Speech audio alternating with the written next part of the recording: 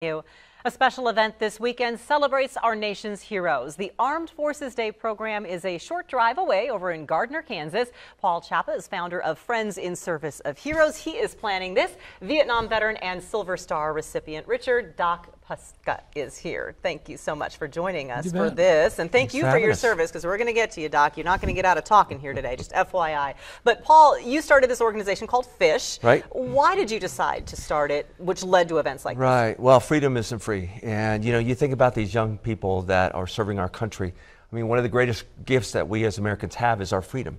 And to entrust these young 18, 19, World War II, 15, 16-year-old kids for that freedom is something we can't forget. Freedom's not free.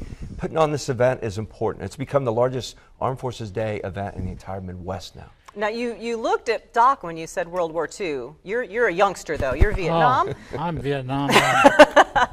Which, that was some time ago. We are so appreciative of your service. A Silver Star recipient. Doc, when and where were you stationed? And what branch? I was corpsman. Okay. 1st Marines Regiment. 2nd Battalion, 1st Marines. 67, 68. Okay. I wrote tourist on my helmet so nobody'd shoot at me, but that didn't work. Didn't work, huh? One time I thought I was in line for a hot chow, and they were giving out Silver Stars, so. Now, they don't just give those out, Doc. You're being a bit humble. How much of the story do you care to share? What happened? I just did my job. Mm-hmm. No, that's it. Just did my job. I'm not going to get into Combat C stories. Well, I have to say, though, to say that you just did your job, sir, it's a lot more than a job. When something like this comes up, when somebody like Paul comes and says, Doc, we want to honor you and we want to make sure that you're here to see this event where we can show our appreciation, how much does that mean to you? Well, it means a lot. I mean, holy cow. I mean, Paul's just been great. I will say that I wear the Silver Star in uniform for the ones, the Marines that are gone, that we lost. I'll wear it for them. You know, but I didn't, I walked with heroes, but I wasn't one. Mm. Well, we think you're a hero. And what are you going to do, Paul, to honor the heroes like Doc?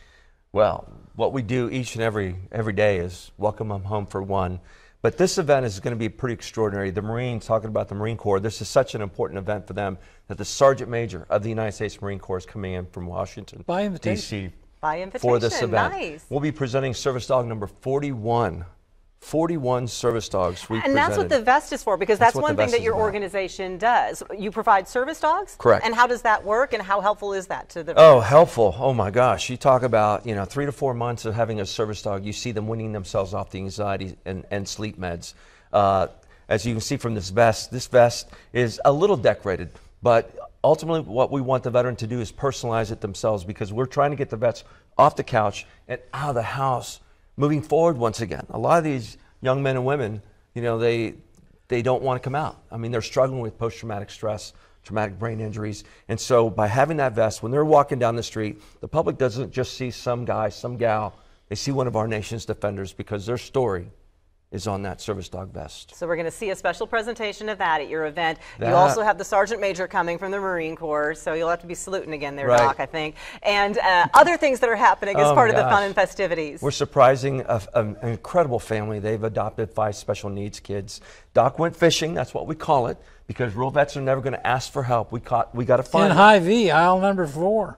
Aisle 4, Doc went fishing, and aisle 4, Hy-Vee, in Olathe, Kansas. And this is where you found the family that you're going to... That's how we have to do it. Because Dad was pushing a 11-year-old girl in a baby stroller, and I couldn't figure out, the picture wasn't right. Yeah. And then the mom's herding 3 kids, doing a good job. And that's the picture I saw, knocked on her shoulder and heard their story. And a little girl has a neuromuscular problem, and has trouble walking big time, falls down all the time. And so that's another thing that Fish is going to do. Veterans continuing to pay it forward, which is just amazing. You can't stop the service, Doc, and that's why we appreciate you for all you do, and Paul, all you do and continue to do. Okay, so join this Armed Forces Day celebration. It is taking place Sunday from 10 to 4 at New Century Airport in Gardner, Kansas. Friendsinserviceofheroes.org is where you can find the full rundown. But it's not just the service dog and the presentations. There's music. There are military equipment displays. You'll hear from speakers. There's a skydiving demonstration, which is going to be super cool. And food trucks.